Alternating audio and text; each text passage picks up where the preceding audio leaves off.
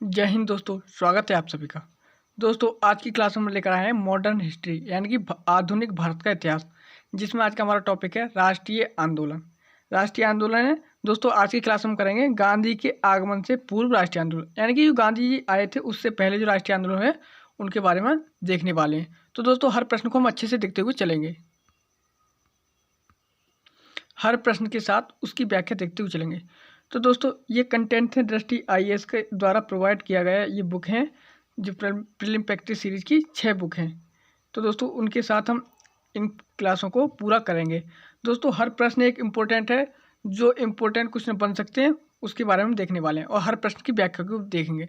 तो दोस्तों आज का हमारा पहला प्रश्न है, निम्नलिखित स्वतंत्रता सेनानियों पर विचार कीजिए। यानी कि 3 नाम दे रखे हैं और पूछा हुआ है गदर पार्टी के साथ सक्रिय रूप से जुड़ा था, यानी कि जो गदर पार्टी के साथ कौन सक्रिय रूप से जुड़ा था। तो दोस्तों याद रखना, गदर पार्टी के साथ सक्रिय रूप से रास बिहारी बोस जुड़े थे। कौन जुड़े थे? रास बिहारी बोस। दोस्तों इसकी व्याख्या देख लेते हैं। इसमें हमारा आंसर हो जाएगा ऑप्शन डी, केवल 3। व्याख्या देख लेते हैं दोस्तों इसके बारे में। पहला है हमारा बारिंद्र कुमार घोष। बारिंद्र कुमार घोष या बारेंद्र घोष बंगाली क्रांतिकारी आंदोलन जुगांतर या युगांतर के संस्थापक सदस्य थे। वह गदर पार्टी से नहीं जुड़े थे। जोगेश चंद्र अनुशीलन समिति के सदस्य बने थे, यानी कि जो नंबर 2 पे दे रखा है जोगेंद्र सील, वो अनुशीलन समिति के सदस्य बने। वह हिंदुस्तान रिपब्लिकन एसोसिएशन यानी कि HRA 1924 में के संस्थापक सदस्यों में से एक थे। वह गदर पार्टी से नहीं जुड़े थे, याद रहेगा। अगला एक्शन पॉइंट, रास बिहारी बोस ब्रिटिश राज के खिलाफ भारतीय क्रांतिकारी नेता थे। वह गदर पार्टी विद्रोह के प्रमुख आयोजकों में से एक थे। याद रखना, रास बिहारी बोस जो गदर पार्टी से सक्रिय रूप से जुड़े थे। अगले प्रश्न की ओर चलते हैं। अगला प्रश्न है, बाल गंगाधर तिलक किससे संबंधित थे। तो दोस्तों बात करें बाल गंगाधर तिलक, तो बाल गंगाधर तिलक जो है पूना सार्वजनिक सभा से जुड़े हुए थे। और अगला है सहमति की आयु विधेयक या फिर दी एज ऑफ कंसेंट बिल, यानी कि एक विधेयक है जिसे हम कहते हैं सहमति की आयु विधेयक। तो दोस्तों इससे भी जुड़े थे। दोस्तों गौरक्षणी सभा और आत्मीय सभा इससे नहीं जुड़े थे। आत्मीय सभा से कौन? राजा राम मोहन राय द्वारा इसकी स्थापना की गई थी आत्मीय सभा की। तो दोस्तों इससे नहीं जुड़े थे। 1 से और 2 से जुड़े हुए थे, पूना सार्वजनिक सभा और सहमति की आयु विधेयक। तो दोस्तों आंसर देख लेते हैं कौन सा आंसर सही हो जाएगा। इसमें पूछा है सही कथन, तो दोस्तों 1 और 2 सही है, केवल 1 और 2 सही है, तो ऑप्शन ए हमारा आंसर हो जाएगा। दोस्तों व्याख्या देख लेते हैं इन चारों कथनों के बारे में। पहला है, महादेव गोविंद रनाडे द्वारा 1867 में पूना सार्वजनिक सभा की स्थापना की गई।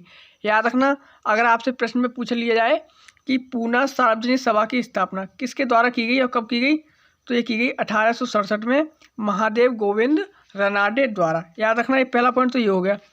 दूसरा है, बाल गंगाधर तिलक इस सभा के सर्वाधिक विख्यात मठारी पत्रकार थे, यानी कि मराठी पत्रकार थे। प्रसिद्ध भारतीय समाज सुधारक बहरामजी मालावारी के प्रयत्नों से 1891 में सम्मति आयु अधिनियम पारित किया गया। दोस्तों ऊपर दिया रखा है सहमति की आयु विधेयक, तो ये 1891 में बहरामजी मालावारी के प्रयत्नों से ये पारित किया गया था। इस अधिनियम द्वारा लड़कियों के विवाह की आयु न्यूनतम आयु 12 वर्ष कर दी गई। बाल गंगाधर तिलक ने इस अधिनियम का विरोध किया। विकल्प इसलिए हमारा ए भी सही है। अगला है गौरक्षणी सभा।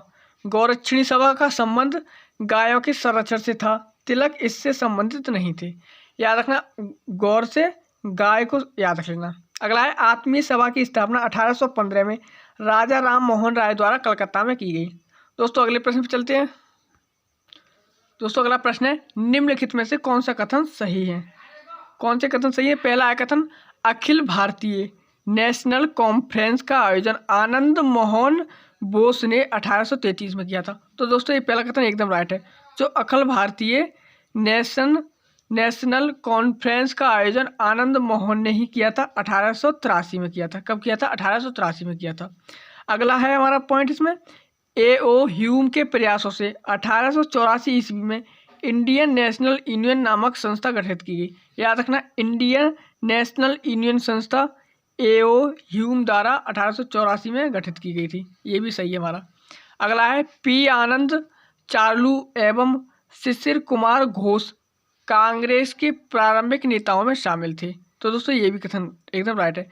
जो पी आनंद चार्लू एवं शिशिर कुमार घोष कांग्रेस के प्रारंभिक नेताओं में शामिल थे। दोस्तों इसमें तीनों कथन हमारे सही हो गए। तीनों कथनों को अच्छे से देख लेना है और इन्हें अपने आराम से मन से पढ़ लेना है, जिससे हमें याद रहे। दोस्तों इन तीनों कथन के बारे में व्याख्या देख लेते हैं। व्याख्या में क्या दे रखा है और अच्छे से समझ में आ जाएगा, विस्तार भी हमारे दिमाग में बैठ जाएगा। अगर आसपास से कोई प्रश्न बनता है तो भी हमसे नहीं छूटेगा। प्रश्न व्याख्या दे रखी इसकी। 19वीं शताब्दी में राष्ट्रवादी राजनीतिक नेता एक अखिल भारतीय संगठन के निर्माण में प्रयासरत थे। अतः अवकाश प्राप्त अधिकारी एलन ऑक्टेवियन ह्यूमन, यानी कि A.O. ह्यूम बोलते हैं, इन्हें बोलते हैं, इनका पूरा नाम है एलन ऑक्टेवियन ह्यूम ने वर्ष 1883 में अखिल भारतीय कॉन्फ्रेंस का आयोजन किया। आगे चलकर 1884 में इंडियन नेशनल यूनियन की स्थापना हुई, इसलिए कथन दूसरा सही है। अगला इसमें पॉइंट दे रखा है इंडियन एसोसिएशन ने दिसंबर 1883 में कलकत्ता के अल्बर्ट हॉल में आनंद मोहन बोस की अध्यक्षता में पहली इंडियन नेशनल कॉन्फ्रेंस का आयोजन किया गया। याद रखना, कलकत्ता में 1883 में अल्बर्ट हॉल में आनंद मोहन बोस की अध्यक्षता में इसका आयोजन किया गया था। दूसरी इंडियन नेशनल कॉन्फ्रेंस कलकत्ता में दिसंबर 1885 में हुई थी, जिसकी अध्यक्षता सुरेंद्र नाथ बनर्जी ने की थी। याद रखना, जो इंडियन नेशनल कॉन्फ्रेंस है जो कलकत्ता में इसका आयोजन किया गया है, जो 1885 में हुई थी दिसंबर में, जिसकी अध्यक्षता सुरेंद्र नाथ बनर्जी ने की। तो दोस्तों मैं यहाँ पर आपको एक पॉइंट बताना चाहता हूँ। सुरेंद्र नाथ बनर्जी जी कलकत्ता में थे 1885 में, तो इसलिए यह भारतीय राष्ट्रीय कांग्रेस में शामिल नहीं थे। ये भारतीय राष्ट्रीय इंडियन नेशनल कांग्रेस में इसलिए शामिल नहीं हो पाए क्योंकि ये कलकत्ता में 1885 में दिसंबर में इंडियन नेशनल कॉन्फ्रेंस की बैठक कर रहे थे, जिसकी अध्यक्षता सुरेंद्र नाथ बनर्जी ने की थी। वर्ष 1886 में इसका विलय भारतीय राष्ट्रीय कांग्रेस में कर दिया गया, इसलिए कथन एक सही है। इस 86 में इसका विलय हुआ था। याद रखना, सुरेंद्र नाथ बनर्जी इंडियन नेशनल कांग्रेस की पहली बैठक में शामिल नहीं हुए थे। अगला है 25 सितंबर 1875 में शिशिर कुमार घोष द्वारा इंडियन लीग की स्थापना कलकत्ता में की गई। आगे चलकर वर्ष 1884 में एम वीर राघवाचारी, जी सुब्रमण्यम अय्यर और पी आनंद चार्लू ने मद्रास महाजन सभा की स्थापना की। दोनों संस्थाओं ने कांग्रेस के आरंभिक चरण में महत्वपूर्ण भूमिका निभाई थी, इसलिए कथन तीसरा भी सही है। दोस्तों अगला इसमें प्रश्न देख लेते हैं, ये भी बहुत महत्वपूर्ण प्रश्न है। प्रश्न दे रखा है 1878 के वर्नाकुलर प्रेस एक्ट, इसे हम क्या कहते हैं, देसी प्रेस अधिनियम, यानी कि देसी प्रेस अधिनियम है उसके संदर्भ में। याद रखना, इसको दो नामों से जाना जाता है, 1878 का वर्नाकुलर प्रेस एक्ट या फिर देसी प्रेस अधिनियम। इसके बारे में तीन कथन दे रखे हैं, एक एक कथन को पढ़ते हैं और वर्नाकुलर प्रेस एक्ट के बारे में और अच्छे से जानते हैं। पहला कथन है, यह अधिनियम भारतीय भाषा में प्रकाशित होने वाले समाचार पत्रों के खिलाफ था। दोस्तों एकदम राइट है, वर्नाकुलर प्रेस एक्ट ये भारतीय भाषाओं में प्रकाशित होने वाले जो अखबार थे उनके खिलाफ था। अगला है इसमें, यह अधिनियम का उद्देश्य राजद्रोही सामग्री के मुद्रण और परिसंचरण को नियंत्रित करना था। तो दोस्तों एकदम ये भी कथन राइट है। ये वर्नाकुलर प्रेस एक्ट के तहत, यानी कि जो ब्रिटिश सरकार थी उसके खिलाफ कोई भी चीज़ अगर अखबार में छप रही है तो उसके खिलाफ थी, तो इसलिए राजद्रोही सामग्री के मुद्रण और परिसंचरण को नियंत्रित करना इसका उद्देश्य था। अगला इसमें मजिस्ट्रेट की कार्रवाई को अंतिम माना जाता था, यानी कि मजिस्ट्रेट थे उसकी कार्रवाई को अंतिम माना जाता था, जिसके विरुद्ध न्यायालय में कोई अपील नहीं की जा सकती थी। यानी कि मजिस्ट्रेट ने जो कह दिया वो कह दिया, इनके खिलाफ न्यायालय में कोई भी अपील नहीं की जा सकती थी। तो दोस्तों ये भी कथन हमारा राइट है। तीनों कथन राइट हो गए तो हमारा आंसर हो जाएगा ऑप्शन डी, हमारा आंसर हो जाएगा। अब वर्नाकुलर प्रेस एक्ट 1878 या फिर देसी प्रेस अधिनियम के बारे में व्याख्या से पढ़ते हैं और अच्छे से इसके बारे में जानने की कोशिश करते हैं। विस्तार से देख लेते हैं। वर्नाकुलर प्रेस एक्ट या फिर देसी प्रेस अधिनियम 1878 में लॉर्ड लिटन के समय वायसराय काल में पारित हुआ। यह केवल भारतीय भाषाई समाचार पत्रों के विरुद्ध निर्देशित था। अगला पॉइंट है, अधिनियम का उद्देश्य जनता के मन में ब्रिटिशों के विरुद्ध असंतोष भड़काने वाली राजद्रोह सामग्री के मुद्रण और परिसंचरण को नियंत्रित करना था।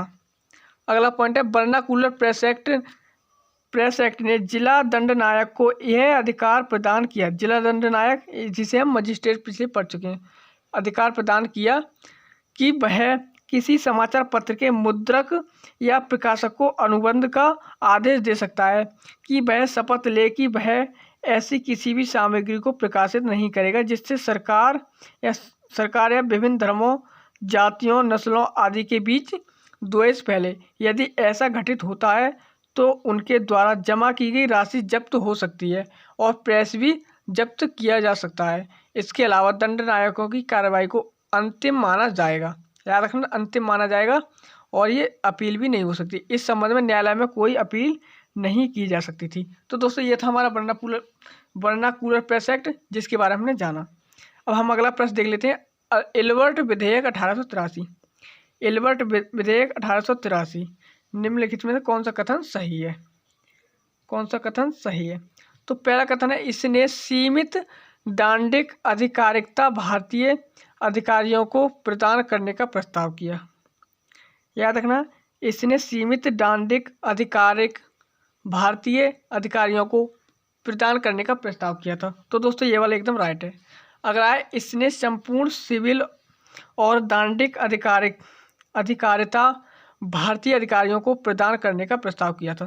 तो दोस्तों ये वाला गलत है, क्योंकि इसने संपूर्ण सिविल और दांडिक अधिकार तो भारतीयों को मिले ही नहीं थी, तो इसलिए ये वाला गलत हो जाएगा। अगला है, इस प्रस्ताव विधेयक से भारत में रह रहे इंग्लैंड के यूरोपीय नागरिकों में विरोध उत्पन्न हुआ था। तो दोस्तों ये भी कथन एकदम राइट है। विरोध क्यों उत्पन्न हुआ था? क्योंकि इससे भारतीयों को न्याय करने की शक्ति मिल रही थी, इसलिए ये इंग्लैंड के जो यूरोपीय थे वो विरोध कर रहे थे। तो दोस्तों हमारा अगला पॉइंट है, इसमें विधेयक का विरोध होने के बावजूद इसे बिना किसी परिवर्तन के पारित किया गया। तो दोस्तों ये एकदम कथन गलत है, यानी कि जो इसका विरोध होने के बावजूद इसमें परिवर्तन करने के बाद पारित किया गया था। तो दोस्तों 1 और 3 सही है, 2 और 4 गलत है। 1 और 3 सही है, 2 4 गलत है, तो ऑप्शन हमारा सी आंसर हो जाएगा। अब व्याख्या देख लेते हैं एल्बर्ट विधेयक 1883 के बारे में। भारतीय न्यायाधीश बिहारी लाल गुप्ता कलकत्ता में रहते हुए यूरोपियन व्यक्तियों की सुनवाई कर सकते थे, किंतु 1884 में पदोन्नति के पश्चात ग्रामीण क्षेत्र में नियुक्त होने से वह यूरोपियन लोगों की सुनवाई के अधिकार से वंचित हो गए। इसी घटना के विरोध के पश्चात वायसराय परिषद के विधि सदस्य सर पीसी एल्बर्ट द्वारा 1883 में एल्बर्ट विधेयक पेश किया गया, जिसका उद्देश्य भारतीय अधिकारियों को भी सीमित दांडिक अधिकारिक प्रदान करना था। इसलिए कथन पहला हमारा सही है और दूसरा सही नहीं है। अगला है, इस बिल के विधेयक में भारत में रह रहे इंग्लैंड के यूरोपीय नागरिक और लंदन में दुष्प्रचार किया गया अंग्रेजों द्वारा लॉर्ड रिपन की आलोचना की गई। दोस्तों याद रखना, अंग्रेजों द्वारा लॉर्ड रिपन की आलोचना की गई, क्योंकि इसी के समय एल्बर्ट बिल विवाद आया था।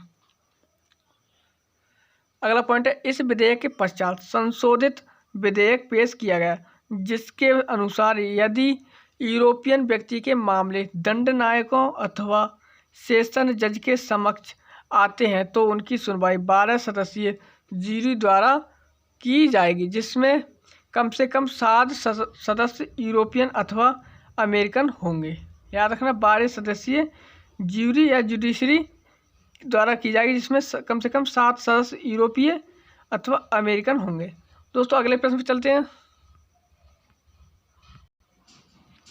अगला प्रश्न है, कथन ए और कारण आर दे रखे हैं और पूछा हुआ है इनमें से कौन कौन सा सही है। तो पहला है, एल्बर्ट विधेयक को अंग्रेज महिलाओं द्वारा व्यापक विरोध हुआ था। अंग्रेज महिलाओं द्वारा व्यापक विरोध हुआ था। तो दोस्तों एकदम कथन राइट है, क्योंकि अंग्रेजों ने इसका विरोध किया था और महिलाओं ने भी इसका विरोध किया था अंग्रेज। अगला है, अंग्रेज महिलाओं को भारतीय न्यायाधीशों द्वारा सुनवाई करने पर आपत्ति थी। तो दोस्तों एकदम कथन ये भी हमारा कारण सही है। दोनों कथन कारण दोनों सही है, तो इसलिए हमारा ऑप्शन इसमें आंसर हो जाएगा, ऑप्शन ए आंसर हो जाएगा। अब इसके बारे में इस व्याख्या में देख लेते हैं। वायसराय रिपन द्वारा ब्रिटिश भारत हेतु 1833 में एक विधेयक लाया गया, जिसमें देश में विद्यमान मौजूद कानून में संशोधन का प्रस्ताव था। इसमें भारतीय न्यायाधीशों एवं मजिस्ट्रेटों को जिला स्तर पर ब्रिटिश अपराधियों के फौजदारी मामले को सुनने का अधिकार दिया गया था। तमाम विरोधियों में एक अंग्रेजी महिला भी थी, जिसने भारतीय न्यायाधीशों के द्वारा मुकदमा की सुनवाई के संबंध में अपने विचार सुरक्षित रखे थे। इस प्रकार कथन ए और आर दोनों हमारे सही हैं। अगले प्रश्न में चलते हैं। अगला प्रश्न दे रखा है भारतीय नेशनल कांग्रेस, भारतीय राष्ट्रीय कांग्रेस या फिर इंडियन नेशनल कांग्रेस के गठन के बारे में। तो दोस्तों आप सभी को पता है इसका गठन कब हुआ था, 1885 में। 1885 में इसका गठन हुआ था। तो इंडियन नेशनल कांग्रेस का गठन 1885 में बम्बई में हुआ था। तो दोस्तों एकदम राइट है। इंडियन नेशनल कांग्रेस के प्रथम अध्यक्ष डब्ल्यू.सी. बनर्जी थे। कौन थे? डब्ल्यू.सी. बनर्जी इसके प्रथम अध्यक्ष थे, यानी कि पहले अधिवेशन के पहले अध्यक्ष डब्ल्यू.सी. बनर्जी थे। तो दोस्तों ये भी राइट है। जब दोनों कथन राइट हो गए तो ऑप्शन सी हमारा आंसर हो जाएगा। अब इसके बाद इंडियन नेशनल कांग्रेस के बारे में थोड़े से पॉइंट व्याख्या में भी देख लेते हैं। व्याख्या में भी देख लेते हैं। भारतीय राष्ट्रीय कांग्रेस की स्थापना दिसंबर 1885 में ए.ओ. ह्यूम के द्वारा बम्बई में की गई। इसकी स्थापना के समय भारत का वायसराय लॉर्ड डफरिन था। कौन था? लॉर्ड डफरिन इसके स्थापना के समय वायसराय थे। अगला प्रश्न है, अगली व्याख्या में दे रखा है इसका प्रथम अधिवेशन 28 दिसंबर 1885 में बम्बई के ग्वालियर टैंक में स्थित गोकुलदास तेजपाल संस्कृत कॉलेज में हुआ, जिसकी अध्यक्षता व्योमेश चंद्र बनर्जी या फिर डब्ल्यू.सी. बनर्जी ने की थी। याद रखना, गोकुलदास तेजपाल संस्कृत कॉलेज में इसकी स्थापना हुई थी। दोस्तों अगला प्रश्न है भारतीय राष्ट्रीय आंदोलन के संदर्भ में निम्नलिखित में से कौन सा कथन एक सुरक्षा बल्ब सिद्धांत के अर्थ को समझाता है? तो याद रखना, एक सुरक्षा बल्ब सिद्धांत के अर्थ को दर्शाता है ऑप्शन ए कि एक सिद्धांत जिसने तर्क दिया कि कांग्रेस का गठन असंतुष्ट शिक्षित भारतीयों के लिए सुरक्षित अभिव्यक्ति के रूप में हुआ है। तो दोस्तों ये इसका आंसर हो गया, सुरक्षा बल्ब सिद्धांत के बारे में। अब इसके बारे में थोड़ी व्याख्या देख लेते हैं। सुरक्षा बल्ब सिद्धांत के बारे में व्याख्या देख लेते हैं। याद रखना, सुरक्षा बल्ब सिद्धांत। तो कांग्रेस की स्थापना के पीछे कई मत हैं, जिनमें से एक सेफ्टी बल्ब का सिद्धांत है, जिसके अनुसार ए.ओ. ह्यूम ने भारतीय राष्ट्रीय कांग्रेस की स्थापना में अंग्रेज शासन के खिलाफ भारतीयों के बढ़ते असंतोष के लिए सेफ्टी बल्ब की व्यवस्था के उद्देश्य से सहयोग दिया था। यह असंतुष्ट भारतीयों के उद्गारों को बाहर निकालने वाली ऐसी संस्था होगी जो ब्रिटिश शासन को किसी भी प्रकार की हानि से बचाएगी। तो दोस्तों ये इसके सेफ्टी बॉल के बारे में हो गया। अगला प्रश्न है फिर हमारा भारतीय राष्ट्रीय कांग्रेस के प्रथम अधिवेशन के बारे में। भारतीय राष्ट्रीय कांग्रेस का प्रथम अधिवेशन तो यह 1885 में बम्बई में हुआ था। तो दोस्तों एकदम राइट है, इसकी स्थापना बम्बई में हुई थी। तो और पहला अधिवेशन बम्बई में ही 1885 में हुआ था। अगला ऐसा भारतीय राष्ट्रीय सम्मेलन के समकालिक अधिवेशन होने के साथ कारण सुरेंद्र नाथ बनर्जी इस अधिवेशन में उपस्थित नहीं रहे थे। तो दोस्तों आपको हम पिछले प्रश्न में बता चुके हैं, जो भारतीय राष्ट्रीय सम्मेलन के समकालीन अधिवेशन यानी कि ये भी 26 तारीख तो नहीं पता, लेकिन 26 दिसंबर 1885 को इसकी जो बैठक कलकत्ता में हो रही थी। कहाँ हो रही थी? कोलकाता में इसकी बैठक हो रही थी। तब सुरेंद्र नाथ बनर्जी यहाँ पर कोलकाता में इसके अध्यक्ष थे, इसलिए यह अधिवेशन में उपस्थित नहीं हो सके। तो दोस्तों ये दूसरा भी कथन हमारा सही है। जो दोनों कथन सही हो गए तो आंसर क्या होगा? ऑप्शन सी हमारा आंसर हो जाएगा। दोस्तों व्याख्या देख लेते हैं इसके बारे में। भारतीय राष्ट्रीय कांग्रेस की स्थापना ए.ओ. ह्यूम द्वारा एलन वेक्टर ऑक्टोविलियम ह्यूम द्वारा दिसंबर 1885 में की गई थी। इस प्रकार अधिवेशन पूरे में प्लेग फेज, याद रखना, इसका प्रथम अधिवेशन पुणे में प्लेग फैल जाने के कारण 28 दिसंबर 1885 को बम्बई के गोकुलदास तेजपाल संस्कृत कॉलेज में हुआ था। अगला इसमें पॉइंट, भारतीय राष्ट्रीय कांग्रेस के स्थापना अधिवेशन में सुरेंद्र नाथ बनर्जी शामिल नहीं हुए थे। कौन नहीं हुए थे? सुरेंद्र नाथ बनर्जी, क्योंकि इसी समय इंडियन एसोसिएशन कॉन्फ्रेंस का दूसरा अखिल भारतीय सम्मेलन आयोजित होना था। और अगला पॉइंट है, 1886 में इसे इंडियन एसोसिएशन कॉन्फ्रेंस का विलय भारतीय राष्ट्रीय कांग्रेस में कर लिया गया था। तो दोस्तों याद रखना 1886 में इसका विलय हुआ है। दोस्तों अगला प्रश्न देख लेते हैं। अगला प्रश्न क्या हमारा? अगला प्रश्न हमारा, भारतीय राष्ट्रीय कांग्रेस के संस्थापन के बारे में निम्नलिखित में से कौन सा कथन सही है? सही कथन पूछा हुआ है। तो पहला कथन है, दिसंबर 1885 में इसे 72 राजनीतिक कार्यकर्ताओं द्वारा स्थापित किया गया था। तो दोस्तों पहला कथन हमारा एकदम राइट है। दोस्तों इसमें आंसर पूछा है कौन सा कथन सही है, तो ऑप्शन ए हमारा आंसर होगा। दोस्तों अगले प्रश्न में चलते हैं। व्याख्या में दे रखा है कि 19वीं शताब्दी के छठे दशक से ही राष्ट्रवादी राजनीतिक कार्यकर्ता ने एक अखिल भारतीय संगठन के निर्माण में प्रयासरत थे, अतः पूना में दिसंबर 1885 में राष्ट्र के विभिन्न प्रतिनिधियों का सम्मेलन आयोजित किया गया और एओ ह्यूम, एलन ऑक्टेवियन ह्यूम के नेतृत्व में भारतीय राष्ट्रीय कांग्रेस की स्थापना की गई थी।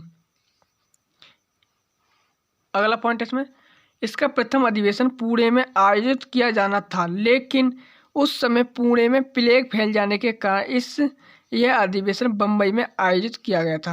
अगला पॉइंट है, भारतीय राष्ट्रीय कांग्रेस की स्थापना के समय समकालीन वायसराय लॉर्ड डफरिन थे। याद रखना, अगर आपसे प्रश्न कभी पूछा जाता है कि भारतीय राष्ट्रीय कांग्रेस की जब स्थापना हुई थी तब भारत के वायसराय कौन थे, तब कौन थे? झंडूबाम कौन थे? तो वो थे हमारे लॉर्ड डफरिन। लॉर्ड डफरिन उस समय वायसराय थे तत्कालीन। अगला प्रश्न है, भारत के राष्ट्रगीत या नेशनल सॉन्ग की रचना किसने की है? तो याद रखना, भारत के राष्ट्रगीत की रचना या राष्ट्रगीत की रचना, नेशनल सॉन्ग की रचना बंकिम चंद्र चटर्जी ने इसकी रचना की है। व्याख्या देख लेते हैं। भारत का राष्ट्रीय गीत वंदे मातरम बंकिम चंद्र चटर्जी द्वारा लिखा गया। यह गीत बंकिम चंद्र चटर्जी द्वारा लिखित प्रसिद्ध उपन्यास आनंद मठ से लिया गया है। आनंद मठ से लिया गया है। वर्ष 1896 में भारतीय राष्ट्रीय कांग्रेस के सत्र में राष्ट्रगीत को पहली बार गाया गया था। याद रखना, राष्ट्रगीत को पहली बार 1896 में गाया गया था। अगला प्रश्न, निम्न में से किस आंदोलन के कारण भारतीय कांग्रेस का विभाजन हुआ जिसके परिणाम स्वरूप नरम दल गरम दल का उद्भव हुआ था? तो दोस्तों याद रखना, स्वदेशी आंदोलन के दौरान इनका सूरत अधिवेशन में 1907 में ये नरम दल और गरम दल अलग अलग हो गए थे। ऑप्शन ए हमारा इसमें आंसर हो जाएगा। इसकी व्याख्या दे लेते हैं। बंगाल विभाजन के विरोध में प्रारंभ किए गए स्वदेशी आंदोलन के मध्य उत्पन्न परिस्थितियों की वजह से ही कांग्रेस के अंदर नरम दल व गरम दल के मध्य विरोध और तीव्र हो गया, जिसके फलस्वरूप 1907 के सूरत अधिवेशन में कांग्रेस दो भागों में विभाजित हो गई।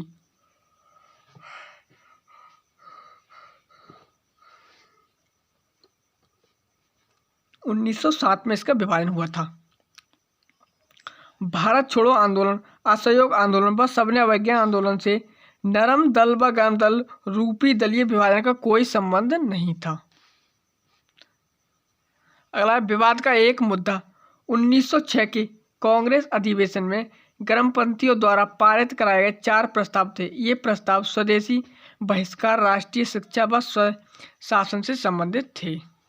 अगला पॉइंट है, विवाद का एक अन्य मुद्दा यह भी था कि गर्मपंथी आंदोलन स्वदेशी बहिष्कार आंदोलन के बंगाल तक ही सीमित न रखकर उसे देश के अन्य हिस्सों तक भी पहुंचाना चाहते थे। साथ ही केवल विदेशी माल के बहिष्कार से वे संतुष्ट नहीं थे, बल्कि चाहते थे कि ब्रिटिश सरकार को भी किसी तरह सहयोग ना किया जाए।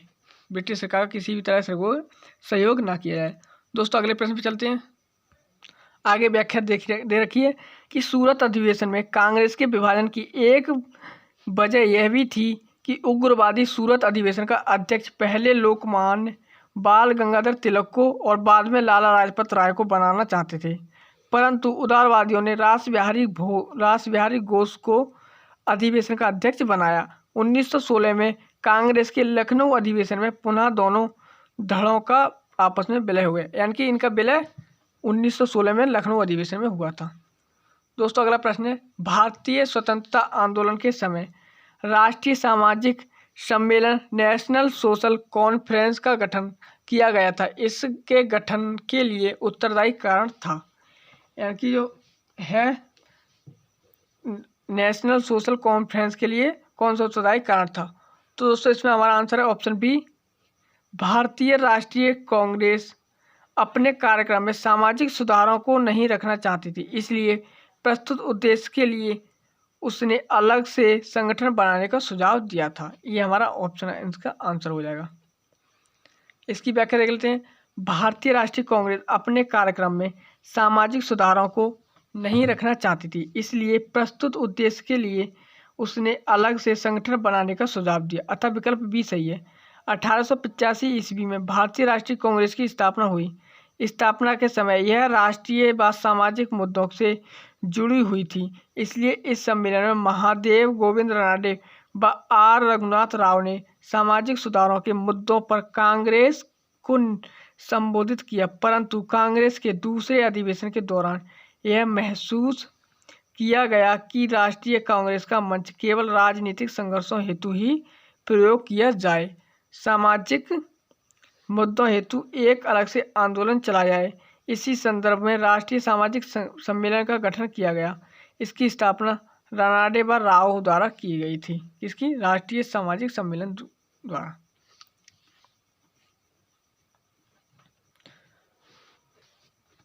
दोस्तों अगला प्रश्न हमारा, सन 1893 में सर विलियम वेडरवर्न तथा W.S. कैन ने किस उद्देश्य से इंडियन पार्लियामेंट कमेटी की स्थापना की थी? तो दोस्तों इंडियन पार्लियामेंट कमेटी की स्थापना किस उद्देश्य से की थी? तो याद रखना किस उद्देश्य से की, तो भारत में राजनीतिक सुधारों हेतु हाउस ऑफ कॉमन में आंदोलन करने के लिए, यानी कि जो स्थापना की है इन्होंने इंडियन पार्लियामेंट कमेटी की, तो इसलिए की है कि भारत में राजनीतिक सुधारों के लिए ब्रिटिश की जो पार्लियामेंट है उसमें आंदोलन करने के लिए, इसके लिए ये हमारा ऑप्शन आंसर ए हो जाएगा। दोस्तों इसकी व्याख्या देख लेते हैं। भारत में राजनीतिक सुधार हेतु हाउस ऑफ कॉमन में आंदोलन करने के लिए 1893 में वेडरबर्न ने कैन के साथ इंडियन पार्लियामेंट कमेटी की स्थापना की। 1885 में कांग्रेस की स्थापना की गई। भारतीय राष्ट्रीय कांग्रेस की स्थापना के समय वेडरबर्न इसके सदस्य थे। 1893 में वेडरबर्न ने ब्रिटिश संसद में लिबरल सदस्य के रूप में प्रवेश किया था, ताकि भारत में राजनीतिक सुधार हेतु हाउस ऑफ कॉमन में आंदोलन किया जा सके। वेडरबर्न ने 1900 तक ब्रिटिश संसद के सदस्य रहे। उन्होंने ए.ओ. ह्यूम की जीवनी भी लिखी। वेडरबर्न एक सेवानिवृत्त अंग्रेज नौकरशाह तथा कांग्रेस की राजनीति में सक्रिय रूप से शामिल थे। वे 1889 से तथा 1910 में 2 बार कांग्रेस के अध्यक्ष भी बने थे। अगला प्रश्न हमारा, निम्नलिखित कथनों पर विचार कीजिए। 3 कथन दे रखे हैं और इसमें पूछा हुआ है कौन सा कथन सही है। पहला है, भारतीय राष्ट्रीय कांग्रेस की स्थापना दिसंबर 1885 में हुई थी। कहाँ हुई थी? तो ये बम्बई में हुई थी। भारतीय राष्ट्रीय कांग्रेस के पहले अधिवेशन का आयोजन बम्बई में किया गया। तो दोस्तों ये भी राइट है, ये भी राइट है। अगला है, भारत राष्ट्रीय कांग्रेस के पहले अधिवेशन की अध्यक्षता ए.ओ. ह्यूम ने नहीं की थी। ए.ओ. ह्यूम ने नहीं की थी। किसने की थी? ये की थी W.C. बनर्जी ने इसकी पहली अधिवेशन की अध्यक्षता की थी, याद रहेगा, ना कि ए.ओ. ह्यूम ने, इसलिए ये वाला गलत होगा। आंसर क्या होगा? केवल सी ऑप्शन हमारा आंसर हो जाएगा। व्याख्या देख लेते हैं।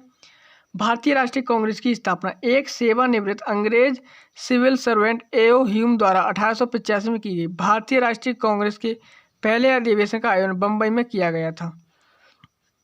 भारतीय राष्ट्रीय कांग्रेस के पहले अधिवेशन की अध्यक्षता W.C. बनर्जी ने की थी, इसलिए कथन तीसरा गलत है। अगला प्रश्न है, कांग्रेस का महल भरभरा रहा है और भारत में रहते हुए मेरी मुख्य महत्वाकांक्षा यह है कि मैं शांति के साथ इसे मरने में सहयोग दूं। तो इसका ऑप्शन हमारा लॉर्ड कर्जन। ये किसने कहा है? लॉर्ड कर्जन ने कहा है। व्याख्या देख लेते हैं। लॉर्ड कर्जन ने विदेश सचिव को बतलाया कि कांग्रेस का महल भरभरा है और भारत में रहते हुए मेरी मुख्य आकांक्षा यह छत है कि मैं शांति के साथ इसे मरने में सहयोग दे सकूं। दोस्तों अगला प्रश्न देख लेते हैं। अगला प्रश्न निम्नलिखित में से भारतीय राष्ट्रीय कांग्रेस के प्रथम चरण के लक्ष्य और उद्देश्य कौन कौन से थे? तो कौन कौन से इसके लक्ष्य थे? पहला है जनता का राजनीतिकरण और उन्हें राजनीति की शिक्षा प्रदान करना। तो दोस्तों एकदम राइट है। अगला है लोगों में धर्म, जाति या क्षेत्रीयता से पृथक राष्ट्रीय एकता की भावना का विकास एवं समांकन करना। तो दोस्तों ये भी सही है। दोस्तों इसमें दोनों सही हो जाएंगे तो आंसर क्या होगा हमारा? ऑप्शन ए हमारा इसमें आंसर हो जाएगा। तीसरा कथन पढ़ लेते हैं। अंग्रेजों के विरुद्ध व्यापक आंदोलन चलाने के लिए जनता को शामिल करना। तो दोस्तों इसमें जनता को शामिल नहीं करना था। 1, 2 सही आएंगे तो ऑप्शन ए हमारा आंसर राइट हो जाएगा। तो दोस्तों आज की क्लास में बस इतना ही रखते हैं। ये हो गए हमारे 17 प्रश्न पूरे। तो दोस्तों इस क्लास में काफ़ी चैप्टर हैं, मतलब राष्ट्रीय आंदोलन में काफ़ी प्रश्न हैं, तो एक एक प्रश्न को हम अच्छे से हल कर लेंगे। तो दोस्तों ये क्लास यहीं तक रखते हैं। मिलते हैं अगली क्लास में, तब तक के लिए जय हिंद।